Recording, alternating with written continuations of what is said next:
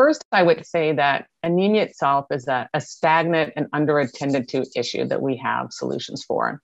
When we think about pregnant women, anemia puts pregnant women at double the risk of dying during or shortly after childbirth. Often the consequences and effects are invisible.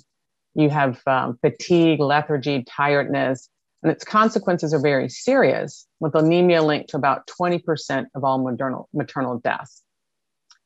Children born to anemic mothers are more likely to be born too early or too small, and therefore face an increased risk of death.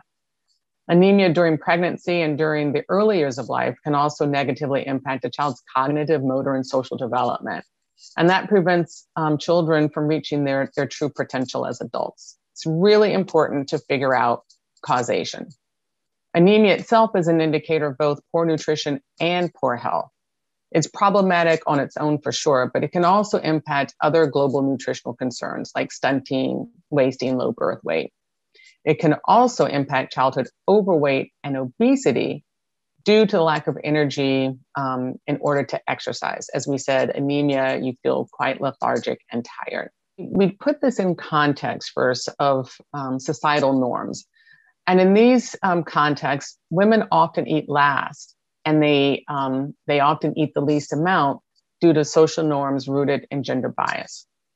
From a food perspective, iron-rich foods are often unaffordable to many in these countries. And the result is that diets are comprised mainly of starchy carbohydrates instead of iron-rich meats and vegetables. Now, while poor diets are the most common cause of anemia, tackling the causes of anemia also requires us to look at interventions to control disease, like malaria, to strengthen health systems. So to get women into antenatal care earlier, to improve water, sanitation, and hygiene, as well as promoting reproductive health. Then with all of these measures in place, we will be able to lift future generations of children out of poverty, build gender equity, and address anemia rates.